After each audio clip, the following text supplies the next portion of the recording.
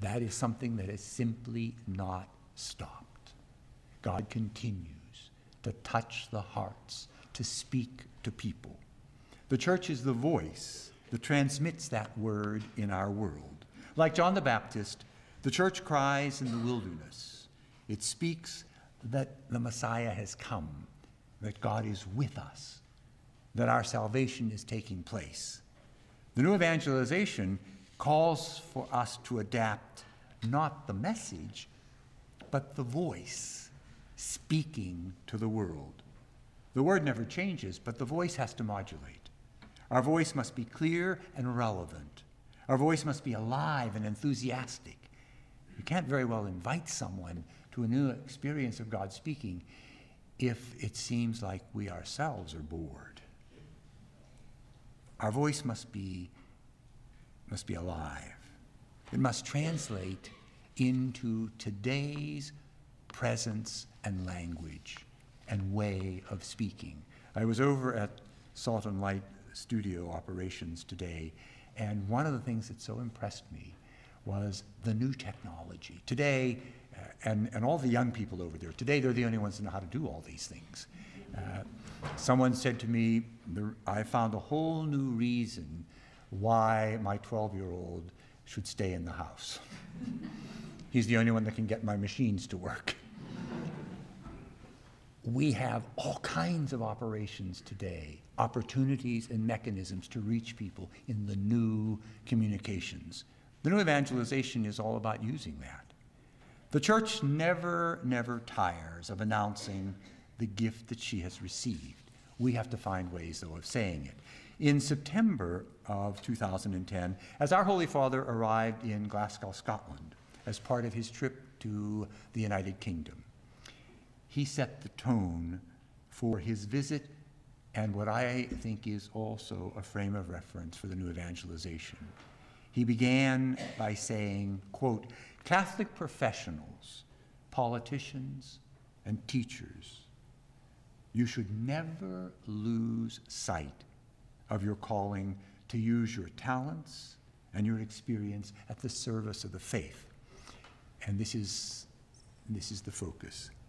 Energizing contemporary culture at every level. Our challenge today is to so live, experience, and share the faith that it begins to impact on all of those around us. He highlighted what exactly the new evangelization entails, and I'm going to read this because he says in that talk what I'm trying to say.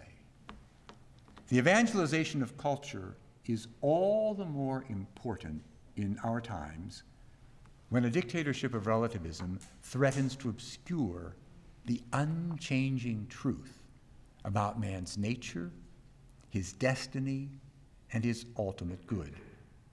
There are some who now seek to exclude religious belief from public discourse, to privatize it, or even to paint it as a threat to equality and liberty.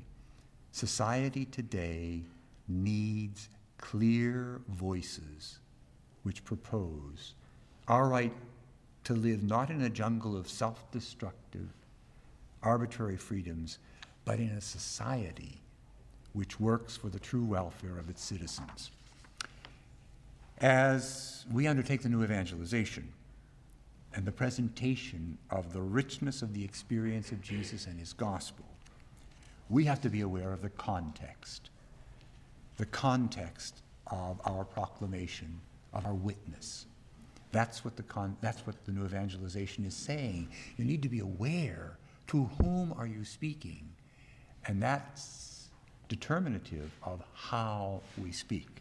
In the context of the new evangelization, and the very reason why we need to repropose the Catholic faith in our world is the secularism that is now rapidly enveloping our society and so much of Western culture. It's like a tsunami that is just washed across Western culture, taking with it so much of the accumulated experience and value structure and even language by which we articulated our identity, our common goals, values, and a sense of common good during Pope Benedict's visit to the United States, which will be 3 years this coming April.